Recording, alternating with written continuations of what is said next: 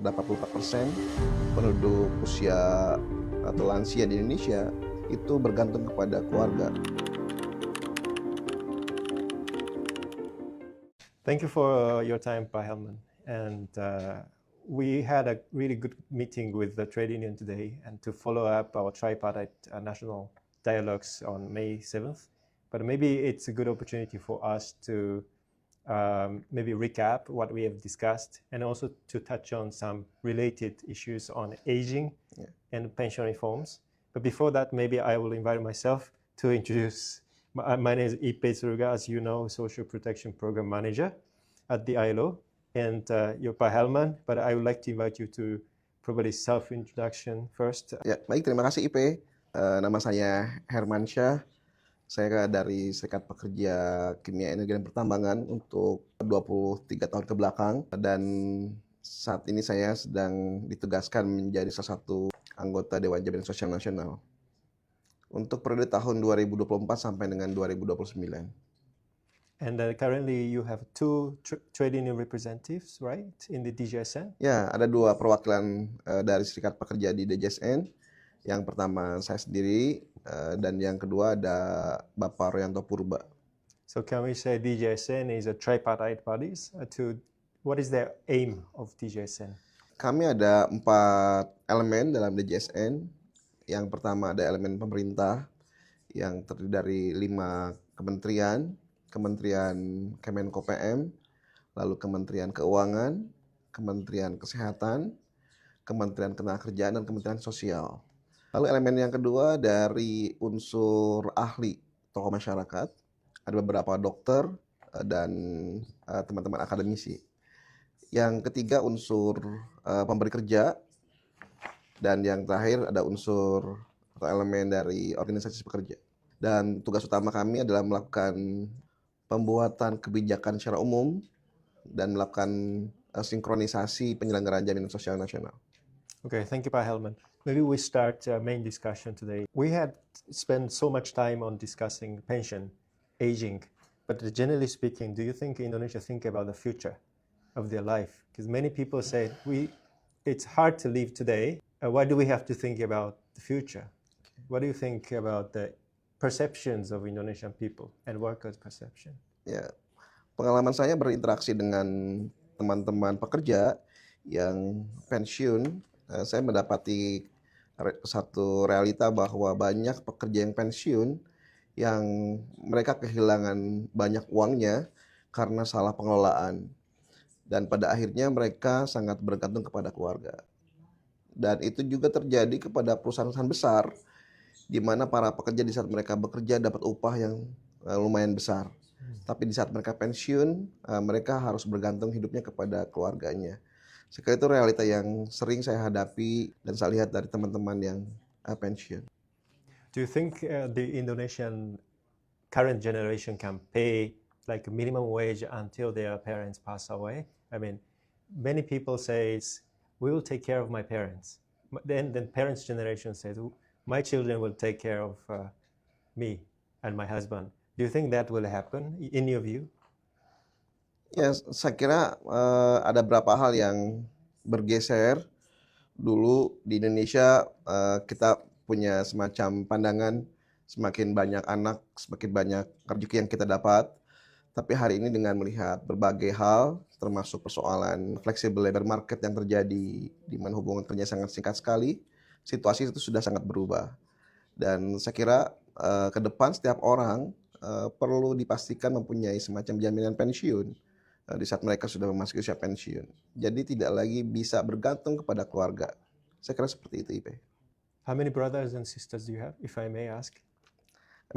Saya punya 4 orang saudara, dengan saya 5 orang saudara. Saya punya 2 orang kakak dan 2 orang adik.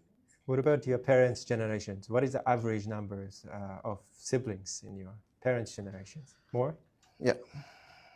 Much more. Ya, orang tua saya dulu waktu muda bekerja di satu perusahaan, lalu memutuskan untuk membuka usaha sendiri sebagai kontraktor, dan di masa tua menghabiskan waktu untuk bertani atau berkebun di ladang. Dan saya kira sementara ini mereka harus bergantung kepada anak-anaknya untuk keperluan-keperluan tambahan.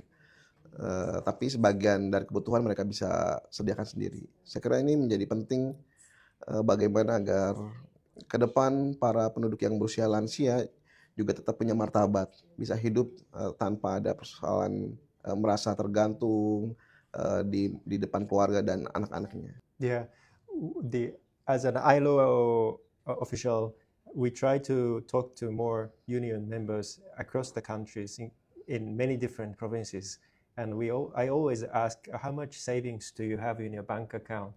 And then how much do you spend every month? Yeah. And many of them says, okay, let's say it's 3 million rupiah per month. Do you have the saving? Do they have a saving of, let's say, 900 million in your bank savings? They don't, right? Yeah. So that's why I think personally, as a foreigner, Indonesian people need pension. But in your view, why do we have to talk about pension reforms today in Indonesia? Why is it important? Why do people have to think about it? Not by their savings only, but why do we need national jaminan sosial pension schemes? Ya, saya melihat realita bahwa banyak pekerja yang pensiun tidak memiliki cukup tabungan sehingga mereka harus bergantung kepada keluarga. Itu yang realita yang saya temukan. Tapi di luar itu secara lebih luas kita bisa melihat beberapa data yang tersaji dari misalnya Susenas 2024 yang saya kira menampilkan data yang sangat mengejutkan di mana sekitar 84% penduduk usia atau lansia di Indonesia itu bergantung kepada keluarga untuk kehidupan sehari-hari. Dan yang kedua, kita memiliki persoalan terkait dengan bagaimana pemenuhan hidup para pekerja di saat mereka sedang bekerja. Upah yang saat ini diterima secara filosofi harusnya bisa mencukupi kebutuhan hidup yang layak, termasuk untuk menyisihkan kepada sebagian tabungan. Tapi pada kenyataannya untuk bisa memenuhi kebutuhan pokok saja mereka sudah sangat sulit, sehingga tidak bisa untuk menabung lagi. Okay. If we look at the data of BPJS Ketenaga Kerjaan, I got the figure in 2023. There were only 13 million Jaminan pension member, and JHT has 17 million. And how many population do we have in Indonesia? 280, and then we have how many workforce? 150 million working age population. So there's a huge gap in the pension coverage, especially BPU. Do you think how we can extend the coverage to BPU? We are discussing it still, but do you think how we can, of course, promote the discussions among workers? What is the discussion points for workers to close the gap, pension gap? Saat ini kita punya beberapa persoalan utama. Yang pertama tentu kita melihat bahwa sektor informal tidak tercover dalam program jaminan pensiun. Saya kira itu persoalan yang paling fundamental.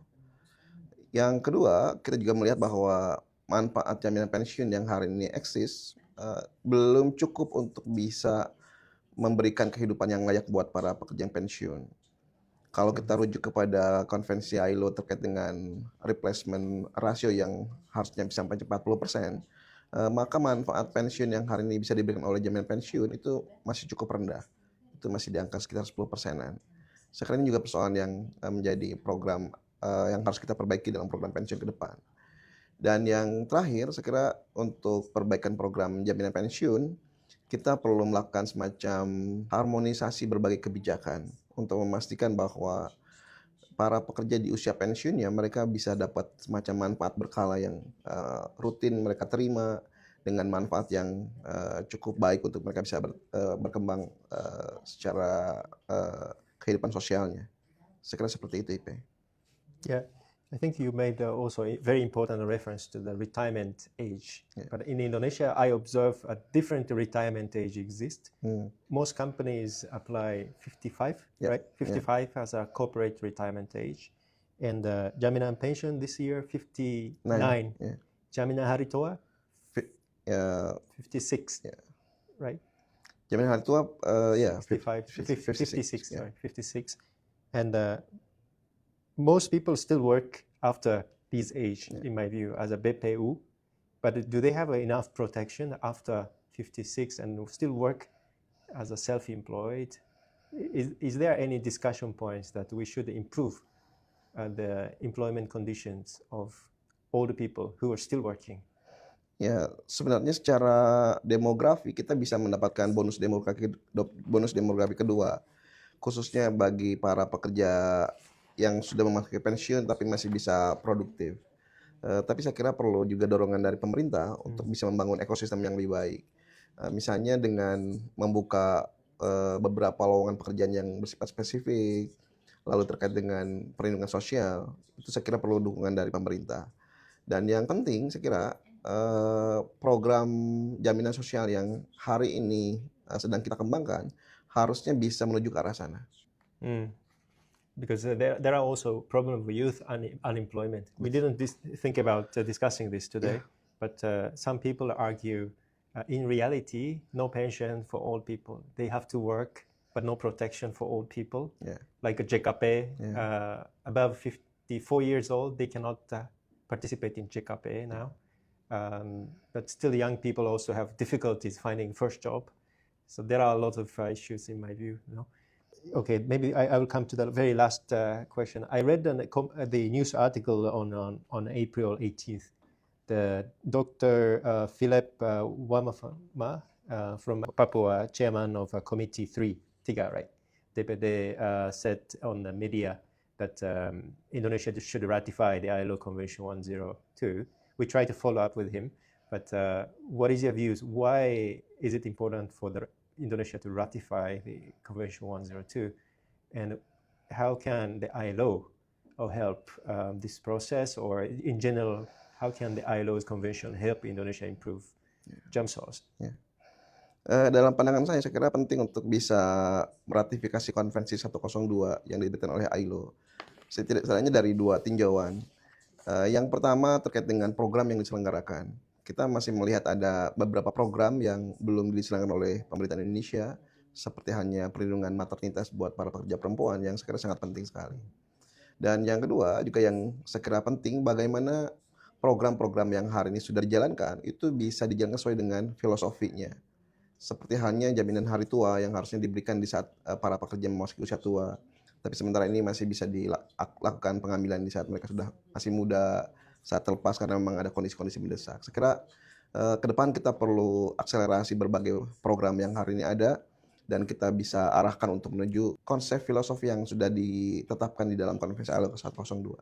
Saya kira itu arah yang kita perlu tuju untuk menciptakan jam sosial yang lebih baik. Okay, thank you very much, Pak Helma. I think you need to go to the airport. Yeah. So, but maybe before you go, probably last words. What are you expecting to the ILO, and how can we help? And then also any last words before you take a flight? Oke. Saya berharap bahwa ke depan ILO akan semakin banyak mensupport para pekerja dalam mengembangkan jaminan sosial yang lebih baik, semakin banyak diskusi yang diinisiasi, dan sangat penting untuk mengkoordinasikan semua stakeholder untuk memastikan jaminan sosial yang bisa lebih baik buat seluruh pekerja di Indonesia. Terima kasih banyak atas support sama ini. Thank you very much. Yeah.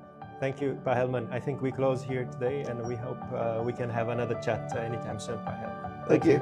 Terima kasih, Pak. Terima kasih. Ya. Yeah.